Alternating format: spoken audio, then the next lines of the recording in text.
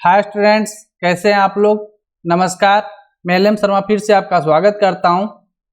जैसा कि हम लोग साइंस में ऑब्जेक्टिव क्वेश्चन की सीरीज को पढ़ रहे हैं और आज का यह सीरीज नंबर 7 है।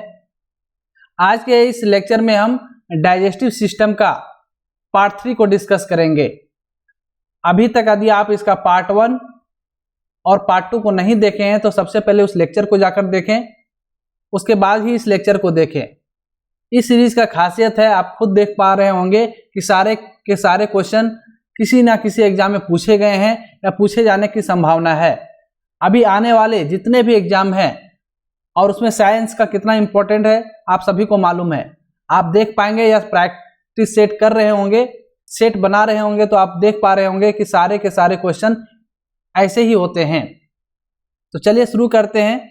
डाइजेस्टिव सिस्टम का पार्ट 3 का पहला क्वेश्चन है, बिलिरुबिन और बिलिवर्डिन वर्णक पाए जाते हैं। अर्थात जो बिलिरुबिन और बिलिवर्डिन पिगमेंट होता है, वर्णक मतलब पिगमेंट, वह कहाँ पर पाया जाता है। ऑप्शन में है जठर रस में, पित्त रस में, आंतरीय रस में, उपयुक्त सभी। तो बिलिरुबिन और बिलिवर्डिन जो यह पिगमेंट है यह पाया जाता है पित्त रस में। आपको बताए थे कि जो हमारा लीवर है इसी में हमारा बाइल जूस होता है और बाइल जूस में ही जो पिगमेंट है वह पाया जाता है कौन, बिलिरुबिन और बिलिवर्डिन, यह पिगमेंट है। ठीक है, और यह कहाँ से इसका सिक्रेशन होता है, लीवर से होता है। क्लियर है। नेक्स्ट क्वेश्चन है, वसा को पायसीकरण या इमल्सीकरण कौन करता है। तो जो फैट होता है उसका पायसीकरण या इमल्सीकरण जो होता है वह भी होता है लीवर में ही। यहाँ पे आप देखे होंगे कि जो बाइल जूस का निर्माण होता है और जब वसा का जल में घुल जाता है, अर्थात वसा का जल में घुलनशील जो है बनाकर जो पाचन योग्य बनाता है, इस क्रिया को हम इमल्सीकरण कहते हैं। ठीक है, इसी को क्या कहते हैं, इमल्सीकरण कहते हैं। तो क्वेश्चन क्या पूछा गया है, वसा को पायसीकरण या इमल्सीकरण कौन करता है। ऑप्शन में है पित्त रस, अग्नायसी रस, जठर रस और आंतरीय रस। तो इसका आंसर क्या हो जाएगा, पित्त रस, बाइल जूस। ठीक है। नेक्स्ट क्वेश्चन है, पूर्णीय अवस्था में आरबीसी का निर्माण कहाँ से होता है। ऑप्शन में है लीवर में, प्लीहा से, दोनों से, कोई नहीं। ये आपको ब्लड सर्कुलेटरी सिस्टम जब पढ़ा रहे थे उस समय भी बताए और लीवर में भी बताए कि भ्रूणीय अवस्था में जब बच्चा पेट में होता है उस समय आरबीसी का निर्माण, अर्थात जो खून का निर्माण होता है आरबीसी का, वह जो होता है लीवर में होता है। कहाँ पे होता है, लीवर में। Option number A. Next question है, ग्लूकोज का ग्लाइकोजन में परिवर्तन क्या कहलाता है। लीवर जो है एक्स्ट्रा जो ग्लूकोज होता है, एनर्जी होता है, वह उसे ग्लाइकोजन में बदलकर उसको स्टोर कर लेता है। फिर हम जब भूखे रहते हैं या हमारे शरीर को जब एनर्जी का जरूरत होता है उस समय यही फिर ग्लाइकोजन को लीवर ग्लूकोज में बदल के हमारे शरीर को देता है। ठीक है, इसलिए हम लोग कुछ दिन तक या कुछ घंटों तक भूखे रह पाते हैं। तो ऑप्शन क्वेश्चन है कि ग्लूकोज का ग्लाइकोजन में परिवर्तन क्या कहलाता है। ऑप्शन में है ग्लाइकोजेनेसिस, ग्लाइकोजेनोलासिस, ग्लूकोनियोजिनेसिस और ग्लाइकोजेनेसिस चक्र। तो यह ग्लूकोज का ग्लाइकोजन में परिवर्तन कहलाता है glycogenesis. Option number A. Next question है, जीव जंतुओं का संचित भोजन अर्थात जो स्टोर्ड फूड होता है किसे कहा जाता है। ऑप्शन में है सेल्यूलोज को, स्टार्च को, ग्लाइकोजन को, काइटिन को। अभी आपको बताया कि हमारा जो लीवर है एक्स्ट्रा ग्लूकोज को ग्लाइकोजन में परिवर्तित करके उसको स्टोर कर लेता है और फिर हमारे शरीर को जब एनर्जी का जरूरत पड़ता है उस समय इसी ग्लाइकोजन को फिर से ग्लूकोज में परिवर्तित करके हमारे शरीर को एनर्जी प्रदान करता है। तो यह जो स्टोर्ड फूड है उसी को ग्लाइकोजन कहा जाता है। Option C number. अर्थात हमारे शरीर में जो भोजन मतलब स्टोर होता है वह ग्लूकोज में ना होकर ग्लाइकोजन में होता है। ठीक है। नेक्स्ट है, यकृत की कोशिकाएं जो भक्षकाणु अर्थात मैक्रोफेज की तरह कार्य करती है वे है। इस क्वेश्चन को हम डिस्कस किए थे पिछले लेक्चर में भी। ऑप्शन में है प्लीहा, कुफर कोशिका, हैंसेन कोशिका, डाइटर कोशिका। तो यह जो काम करता है मैक्रोफेज का यह करता है कुफर कोशिका। Option number B. और कुफर कोशिका कहाँ होता है, आपको बताया कि हमारे लीवर में ही यह कुफर सेल्स होता है जो मैक्रोफेज के रूप में कार्य करता है। नेक्स्ट है, सबसे बड़ी लार ग्रंथि है। ऑप्शन में है पैरोटिड, सबलिंगुअल, सब मैक्सिलरी, कोई नहीं। तो सबसे बड़ी जो लार ग्रंथि है वह है पैरोटिड, ऑप्शन नंबर ए। ठीक है, जैसा कि आप लोगों को बताए थे कि मनुष्य में जो है 3 जोड़ी लार ग्रंथियां पाई जाती है, और वह कौन कौन है?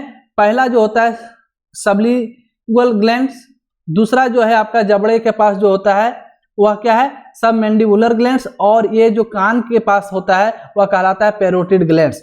और सबसे बड़ा जो ग्लैंड्स है लार ग्रंथि, क्वेश्चन इस प्रकार से पूछा जाता है, सबसे बड़ी लार ग्रंथि का क्या नाम है? तो वह है पैरोटिड ग्लैंड्स। ठीक है, यह जो है दोनों कान के पास स्थित होता है और यह सबसे बड़ी लार ग्रंथि है। नेक्स्ट क्वेश्चन है, लैंगरहैंस द्वीप कोशिकाएं स्थित होती है? ऑप्शन में है लीवर में, अग्न्याशय ग्रंथि में, लार ग्रंथि में, पीयूष ग्रंथि में। तो लैंगरहैंस की जो द्वीपिकाएं हैं या कोशिकाएं, यह होता है अग्न्याशय ग्रंथि में। इसको इस तरह से समझिए, ये हो गया आपका अग्न्याशय और यहीं पर होता है आपका लैंगरहैंस की द्वीपिकाएं। यह जो इसे इंग्लिश में कहा जाता है आइलैट ऑफ लैंगरहैंस।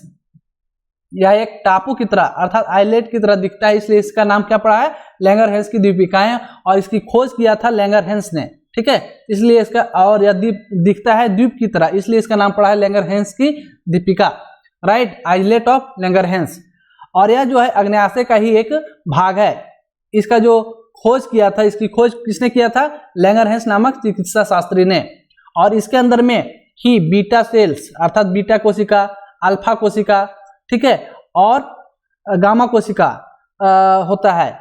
बीटा कोशिका से जो है इंसुलिन निकलता है। यदि डीप में जाके क्वेश्चन पूछेगा तो इस तरह से पूछा जाएगा कि बीटा कोशिका से क्या निकलता है? इंसुलिन का सिक्रेशन होता है। अल्फा कोशिका से ग्लूकोन का सिक्रेशन होता है। गामा कोशिका से ही सोमेस्टोस्टेटिन का नामक जो हार्मोन का सिक्रेशन होता है। क्वेश्चन जो है यूपीएससी में पूछा गया है कि सोमेस्टोस्टेटिन का सिक्रेशन कहाँ से होता है? तो वह जो होता है गामा सेल से होता है। क्लियर है? सबसे पहले देखिए आपका यहाँ पे अग्न्याशय हुआ, उसी के अंदर में यह क्या होता है?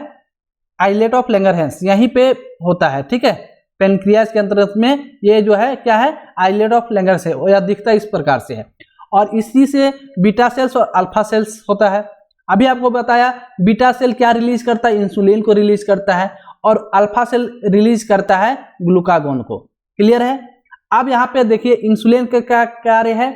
यह leads to blood sugar decrease करता है। इंसुलिन क्या करता है? ब्लड शुगर को डिक्रीज करता है, और ग्लूकागोन क्या करता है? ब्लड शुगर को इंक्रीज करता है। इसको इस तरह से समझिए, मान लीजिए रुई है, ठीक है, रुई है, रुई का ये टुकड़ा है, तो रुई का टुकड़ा जितना ज्यादा होगा पानी उतना ही ज्यादा सोख लेगा। उसी प्रकार से इंसुलिन जितना ज्यादा होगा ब्लड शुगर को उतना ही कंट्रोल कर पाएगा, घटा पाएगा। ठीक है, तो जिसे शुगर की बीमारी हो जाती है उसमें यही क्या होता है? इंसुलिन की मात्रा घट जाती है, तो ब्लड शुगर की मात्रा को कम नहीं कर पाता है। जैसे मान लीजिए रुई का मात्रा कम हो गया तो पानी को ज्यादा नहीं सोख पाएगा। उसी प्रकार से जब इंसुलिन की मात्रा कम हो जाता है तो यह ब्लड शुगर को कम नहीं कर पाता है, ब्लड में जो शुगर होता है उसे कम नहीं कर पाता है, जिसके कारण शुगर का जो लेवल है वो बढ़ जाता है। उसे कहते हैं क्या? कि शुगर का डिजीज हो गया है। ठीक है, इसीलिए से ब्लड शुगर कंट्रोल हो सके, इसलिए जिसे यह बीमारी होती है, हिंदी में उसे चीनिया बीमारी कहा जाता है, और या फिर जिसे शुगर होता है उसे इंसुलिन का इंजेक्शन दिया जाता है। जैसे इंसुलिन की मात्रा उसका बढ़ता है और तुरंत अर्थात रुई का जैसे ही मात्रा बढ़ेगा वो पानी को सोख लेगा, उसी प्रकार से इंजेक्शन देने से, इंसुलिन का इंजेक्शन देने से इंसुलिन का मात्रा बढ़ता है और फिर वह ब्लड शुगर को तुरंत कंट्रोल करता है। ठीक है, और यह तो इंसुलिन कहाँ से सीक्रेट होता है? बीटा सेल से सीक्रेट होता है। ठीक उसी प्रकार अल्फा सेल से सीक्रेट होता है ग्लूकागोन। ठीक है, इसका क्या कार्य है? ब्लड शुगर को इंक्रीज करता है। क्लियर है? और इसीलिए इसे जो बीमारी होता है उसे हाइपोग्लाइसीमिया कहा जाता है, और जिसे हाइपोग्लाइसीमिया होता है उसे कहा जाता है जब उसे उसका लेवल कम होता है तो तुरंत उसे चॉकलेट अर्थात मीठा चीज खिलाया जाता है। क्लियर है? अर्थात यह बैलेंस रहना बहुत जरूरी है। और यह जो सिक्रेशन होता है दोनों बीटा सेल और अल्फा सेल से होता है, और यह अल्फा सेल और बीटा सेल पाया जाता है आइलेट ऑफ लैंगरहैंस में। और आइलेट ऑफ लैंगरहैंस कहाँ पाया जाता है? आपका पेनक्रियाज में। क्लियर है? तो यह मैं अपने वीडियो लेक्चर में भी इसे और ज्यादा डिटेल में बताया हूँ। यदि आप उस वीडियो लेक्चर को नहीं देखें तो जाके हमारे एप्लीकेशन से इनरोल करके उसे आप देख सकते हैं। नेक्स्ट क्वेश्चन है, इंसुलिन हार्मोन का स्रावन होता है अर्थात सिक्रेशन कहाँ से होता है? अभी बताया इंसुलिन हार्मोन कहाँ से निकलता है? वहीं बीटा सेल से, ऑप्शन में है पीयूष ग्रंथि से, थायराइड ग्रंथि से, अग्न्याशय ग्रंथि से, लीवर से। यहाँ तो सिंपल क्वेश्चन पूछा है, तो यह निकलता है कहाँ से, अग्न्याशय ग्रंथि से। यदि थोड़ा डीप जाएगा तो अग्न्याशय ग्रंथि के किस सेल से, तो बीटा सेल से। कहाँ से, बीटा सेल से। ऑप्शन नंबर क्या हो जाएगा, सी। अब थोड़ा इंसुलिन के बारे में देख लेते हैं। तो इंसुलिन यह अग्न्याशय का एक भाग, अर्थात जहां क्या बताया, लैंगरहैंस की द्वीपिका अर्थात आइलेट ऑफ लैंगरहैंस से इसका सिक्रेशन होता है, ठीक है। और इंसुलिन की जो खोज है वह किया था किसने, फ्रेडरिक बेंटिंग एवं चार्ल्स बेस्ट ने। यह क्वेश्चन बार बार पूछा जाता है, कब किया था, 1921 ईस्वी में, ठीक है। 1922 ईस्वी में पहली बार लियोनार्ड थॉमसन करके एक व्यक्ति था, जो कहाँ का था, कनाडा का। उसी को सबसे पहले इंसुलिन का इंजेक्शन दिया गया था। क्लियर है, यह क्वेश्चन पूछा जा सकता है कि इंसुलिन का इंजेक्शन सबसे पहले किसे दिया गया था, तो यह दिया गया था 1922 ईस्वी में लियोनार्ड थॉमसन को। क्लियर है। और इस इंसुलिन की खोज कब हुई, 1921 ईस्वी में किया था फ्रेडरिक बेंटिंग एवं चार्ल्स बेस्ट ने। इसका कार्य क्या है, तो इंसुलिन क्या करता है, ग्लूकोज से ग्लाइकोजन बनने की जो क्रिया होता है उसे कंट्रोल करता है, नियंत्रित करता है। इंसुलिन के अल्प स्रावन से, अर्थात इंसुलिन का सिक्रेशन जब कम होता है तो कौन सा बीमारी हो जाता है, डायबिटीज, मधुमेह की बीमारी होता है, ठीक है। और इसे कंट्रोल करने के लिए ही इंसुलिन की मात्रा को बढ़ाने के लिए इंसुलिन का इंजेक्शन दिया जाता है। क्लियर है। नेक्स्ट क्वेश्चन है, इंसुलिन हार्मोन की खोज किसने की थी, अभी बताया। ऑप्शन में Robert huge, Robert brown, Bentinck एवं बेस्ट और फोंटाना ने। तो इंसुलिन हार्मोन की खोज किया था किसने, बेंटिक एवं बेस्ट ने। कब किया था, 1921 ईस्वी में, ठीक है। ऑप्शन नंबर सी सही होगा। नेक्स्ट क्वेश्चन है, आहार नाल का सबसे लंबा भाग होता है। ऑप्शन में है मुख, मुखगुहा, अमाशय, छोटी हाथ। तो आहार नाल अर्थात हमारे डाइजेस्टिव सिस्टम का सबसे लंबा भाग जो है वह कहलाता है आपका छोटी आंत। क्या, छोटी आंत। यह जो है लगभग 6 से 7 मीटर लंबा होता है। अब फुट में बोला जाए तो 20 से 23 फुट के बीच में इसकी लंबाई होती है। सबसे हमारे आहार नाल का अर्थात डाइजेस्टिव सिस्टम का सबसे लंबा भाग होता है यह। क्लियर है। यदि यहाँ पे लंबा भाग बोला गया, यदि बड़ा भाग बोला जाए तो फिर लीवर हो गया आंसर, कंफ्यूज नहीं कीजिएगा। यहीं पे पूछा जाए यदि कि आहार नाल का सबसे बड़ा भाग होता है तो वह होता है लीवर, लेकिन सबसे लंबा भाग पूछा जाएगा तो आंसर क्या हो जाएगा, छोटी आंत, ठीक है। तो आंसर क्या हो जाएगा, डी नंबर। नेक्स्ट है, इंसुलिन हार्मोन की कमी से होने वाला रोग क्या है। ऑप्शन में है मधुमेह, हाइपोग्लाइसीमिया, हाइपरटेंशन, हाइपोटेंशन। तो अभी आपको बताया इंसुलिन हार्मोन जब कम हो जाता है तो कौन सा रोग होता है, मधुमेह की बीमारी होती है, डायबिटीज हो जाता है। क्लियर है। तो ऑप्शन नंबर ये सही होगा। और ये क्यों होता है अभी उस समय भी बताया, फिर से समझ लीजिए कि जैसे आपका जो आइलेट ऑफ लैंगरहैंस है वहां पे बीटा सेल और अल्फा सेल होता है। बीटा सेल से इंसुलिन का सिक्रेशन होता है। इसका कार्य क्या है, ब्लड शुगर को डिक्रीज करता है। तो इंसुलिन की मात्रा कम होगा तो ब्लड शुगर को कम कंट्रोल कर पाएगा, ठीक है। तो वही क्वेश्चन है, इंसुलिन हार्मोन की कमी से होने वाला रोग क्या है, तो मधुमेह। क्यों, मधुमेह कब होता है, जब ब्लड शुगर बढ़ जाता है। क्यों बढ़ता है, तो इंसुलिन का मात्रा कम होता है, ब्लड शुगर कम कंट्रोल हो पाता है और मधुमेह की बीमारी होती है। ऑप्शन नंबर ये हो जाएगा। नेक्स्ट है, आग्नेयाशय ग्रंथि से कौन सा एंजाइम स्रावित होता है। ऑप्शन में है लाइपेज, ट्रिप्सिन, काइमोट्रिप्सिन, उपयुक्त सभी। तो आग्नेयाशय ग्रंथि से ये सारे एंजाइम का सिक्रेशन होता है, लाइपेज का भी, ट्रिप्सिन का भी, काइमोट्रिप्सिन का भी। इसका क्या कार्य है डिटेल से हम वीडियो लेक्चर में बताए हुए हैं। नेक्स्ट है, रसांकुर अर्थात विली का कार्य क्या है। ऑप्शन में पाचन, अवशोषण, श्रवण, खोजीकरण। तो देखिए हमारा जो स्मॉल इंटेस्टाइन है, छोटी आंत है, वहां पे क्या है, विली पाया जाता है, ठीक है। यह अंगुली नुमा संरचना होता है इस तरह से। और यह क्या करता है, पचे हुए भोजन का, जैसा कि आप लोगों को मालूम है हमारा भोजन जो है हम जो खाते पीते हैं वह छोटी आंत में अर्थात स्मॉल इंटेस्टाइन में कंप्लीटली उसका पाचन हो जाता है। पाचन होने के बाद अवशोषण का क्रिया शुरू हो जाता है, ठीक है। अब जो करने का हम जो खाते हैं विटामिन, मिनरल्स वगैरह सब यही विली के द्वारा ही अवशोषित होता है, ठीक है। इसका कार्य क्या हो जाएगा, अवशोषण। Option number B. Next question है, वसा का अवशोषण कौन सी कोशिका से होता है, अर्थात जो फैट का अवशोषण होता है वह कौन सी कोशिकाओं से होता है। ऑप्शन में है कुफर कोशिकाओं से, लैक्टियल कोशिकाओं से, लैंगरहैंस की द्वीपिका जो कोशिका वहां से, निम्न में से कोई नहीं। तो यह जो अवशोषण होता है फैट का वह होता है लैक्टियल कोशिका से, ठीक है। लैक्टियल सेल से ही फैट का अवशोषण होता है, एब्जॉर्प्शन होता है। ऑप्शन नंबर बी सही होगा। नेक्स्ट है बड़ी आंत का मुख्य कार्य क्या है? ऑप्शन में है जल का अवशोषण, कार्बोहाइड्रेट का पाचन, प्रोटीन का पाचन, वसा का पाचन। तो हम आपको बताएं कि जितने भी प्रकार का पाचन है आपका छोटी आंत में आके कंप्लीटली खत्म हो जाता है। बड़ी आंत में अर्थात जो बिग इंटेस्टाइन है वहां पे जल का अवशोषण होता है। तो ऑप्शन नंबर ये सही होगा।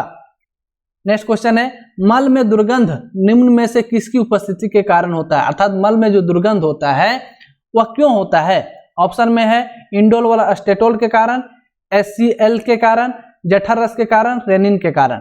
तो मल में जो दुर्गंध होता है, ठीक है, वह होता है इंडोल और अस्टेटोल के कारण। क्लियर है? ऑप्शन क्या हो जाएगा? ये नंबर।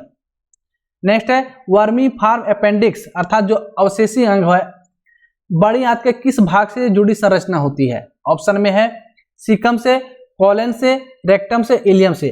तो वर्मी फार्म जो अपेंडिक्स होता है हम लोगों में वह अवशेषी अंग के रूप में है। इसका अब कोई कार्य नहीं। अवशेषी अंग किसको कहते हैं? जो पहले पाया जाता था और अब जो है अवशेष के रूप में पाया जाता है, क्योंकि उसका जो उपयोग है बहुत कम है या ना के बराबर है, तो वो अवशेषी अंग कहलाता है। तो उसी प्रकार से हमारे शरीर में भी विभिन्न प्रकार के अवशेषी अंग हैं, उनमें से अपेंडिक्स एक है। तो यह जो अपेंडिक्स होता है वर्मी फार्म अपेंडिक्स, यह बड़ी आंत से जुड़ा होता है। तो बड़ी आंत के भी अलग अलग पार्ट हैं, कौन कौन है, और उसी पार्ट में से किससे जुड़ा होता है? तो यह सीकम से जुड़ा होता है। किससे जुड़ा होता है? सीकम से जुड़ा होता है। Option number A. इसे आप फिगर से समझिए। ये जो है आपका यहाँ ये वाला जो पार्ट है ये तो स्मॉल इंटेस्टाइन है, यहाँ के बाद ये जो है ये वाला पार्ट ये आपका बिग इंटेस्टाइन है, ठीक है। और इसी का पार्ट है क्या? सीकम, कोलोन, रेक्टम और एनस, ठीक है। जिसमें से आप फिगर में देख पा रहे होंगे ये है आपका अपेंडिक्स। ये वाला पार्ट जो है क्या है? अपेंडिक्स। यह किससे जुड़ा है? सीकम से, ठीक है। तो आंसर क्या हो जाएगा? ये नंबर, ठीक है। यह फिगर यदि आप ध्यान में रखें तो आपको दिक्कत नहीं होगा। क्लियर है? नेक्स्ट क्वेश्चन है मम्प्स बीमारी में किस ग्रंथि में सूजन, जलन व दर्द होता है? ठीक है, यह खासकर बच्चों में यह बीमारी होता है या कभी और ज्यादातर तो किसी में भी हो सकता है, लेकिन ज्यादातर यह जो बीमारी है बच्चों में होता है। कौन सा बीमारी? मम्प्स। या कैसा बीमारी है? तो इसमें क्या होता है? गाल फूल जाता है। आप फिगर से समझेंगे। तो यह जो जलन और दर्द होता है कहाँ पे होता है और किस लिए होता है? पैरोटिड ग्रंथि, पीयूष ग्रंथि, थायराइड ग्रंथि और पैराथायराइड के कारण। तो यह जो बीमारी होता है वह पैरोटिड ग्रंथि में जब सूजन होता है तब इसमें क्या है काफी दर्द होता है, सूजन होता है, जलन होता है, दर्द होता है, और इस बीमारी को मम्प्स बीमारी कहते हैं। फिगर से समझिए। यह जो है देख रहे हैं गाल जब फूल जाता है इस तरह से यहाँ पे सूजन लाल होता है, काफी दर्द करता है। और यह जो होता है पैरामिक्सो वायरस के द्वारा होता है। ध्यान रखिएगा, क्वेश्चन पूछा जा सकता है कि मम्प्स या गलसुआ, ठीक है, बीमारी जो होता है वह किससे होता है? तो यह होता है पैरामिक्सो वायरस के कारण होता है, ठीक है। और इसमें क्या होता है कि जो पैरोटिड ग्लैंड्स है यहाँ पे, ये जो है हमारे आपको बताएं कि हमारे लार ग्रंथि 3 जोड़ी लार ग्रंथि पाया जाता है। कौन कौन? सबलिंगुअल ग्लैंड्स, सब मैंडिबुलर ग्लैंड्स और पैरोटिड ग्लैंड्स। तो जब पैरोटिड ग्लैंड्स में इन्फेक्शन हो जाता है किसके द्वारा? पैरामिक्सो वायरस के द्वारा, तो यह फूल जाता है जिसका कारण जलन होता है, दर्द होता है। इसी को कहा जाता है मम्प्स। क्या होता है? इसे मम्प्स कहते हैं, ठीक है। नेक्स्ट क्वेश्चन है सबसे बड़ा आंतरिक अंग है।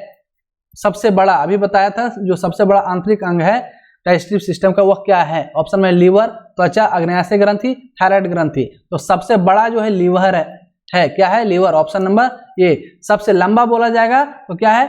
Small intestine. वह 6 से 7 मीटर के बीच में लंबा होता है।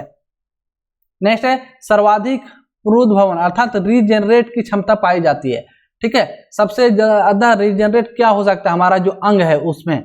ऑप्शन में है लीवर, हार्ट, मस्तिष्क, हड्डियां। तो आंसर हो जाएगा लीवर। लीवर जो है 80% तक यदि खराब हो गया, फिर भी यदि अच्छे से ट्रीटमेंट किया जाए, कुछ परहेज किया जाए, तो फिर से यह पूरा सही हो सकता है, ठीक है। 80% खराब होने के बाद भी यह फिर से यदि सही से आप परहेज करते हैं तो फिर से आप 100% सही हो सकते हैं, अर्थात लीवर फिर से 100% वर्किंग करने लगेगा। तो सबसे ज्यादा जो पुनरुद्भवन अर्थात रीजनरेशन का जो क्षमता पाया जाता है हमारे अंगों में, वह उनमें सबसे ज्यादा लीवर में पाया जाता है। और सबसे कम पाया जाता है तो वह है मस्तिष्क। इसीलिए मस्तिष्क में माथे में चोट लग जाता है या ब्रेन हेमरेज हो जाता है तो बचने के चांसेस कम होते हैं, या फिर आदमी में चोट लगने के कारण जब कोमा में चला जाता है तो बहुत मुश्किल से या फिर ना के बराबर वो रिकवर कर पाता है। क्यों? तो मस्तिष्क के जो सेल है एक बार नष्ट हो गए तो वो फिर से रिकवर या रिजेनरेट नहीं कर पाते हैं। लेकिन लीवर आपका 80% तक भी खराब हो जाता है तो अच्छे से ट्रीटमेंट करने पर आदमी ठीक हो जाता है। नेक्स्ट क्वेश्चन है विषाक्त अर्थात जहरीले भोजन को या विषाक्त करने अर्थात कार्य कौन करता है? यदि हम कुछ पॉइजन भी खा लिए या फिर कुछ खा लेते हैं तो उसे वह सही से कर पाता है या क्यों हो पाता है? ऑप्शन में अग्न्याशय ग्रंथि, लीवर, HCl या फिर रेनिन एंजाइम। यह हो पाता है आपका लीवर के कारण। लीवर जो है कुछ छोटे मतलब जहरीला चीज भी थोड़ा बहुत हम खा लिए उसको वह कंट्रोल कर लेता है। ठीक है। नेक्स्ट क्वेश्चन, निम्न में से कौन सा भाग बड़ी आंत का नहीं है? ऑप्शन में सीकम, कोलन, रेक्टम, इलियम। ठीक है, तो अभी बताया आपको कि यह जो बड़ी आंत में जो पार्ट्स हैं कौन कौन पाए जाते हैं? सीकम, ठीक है, रेक्टम, कोलन और एनस। तो इसमें सीकम, कोलन और रेक्टम ये किसके पार्ट हैं? बड़ी आंत के। ठीक है, इसमें से इलियम जो है बड़ी आंत का भाग नहीं है, और यह इलियम किसका भाग है आपको कमेंट के माध्यम से बताना है। देखते हैं कितने सारे स्टूडेंट इसका सही जवाब दे पाते हैं, क्योंकि पिछले लेक्चर में भी और इस लेक्चर में भी मैं आपको बता चुका हूं कि इलियम किसका पार्ट है। ठीक है, तो आप कमेंट के माध्यम से जरूर बताएं कि इलियम किसका पार्ट है। तब तक के लिए जय हिंद, जय भारत। फिर मिलते हैं नेक्स्ट लेक्चर के साथ। तब तक के लिए थैंक यू।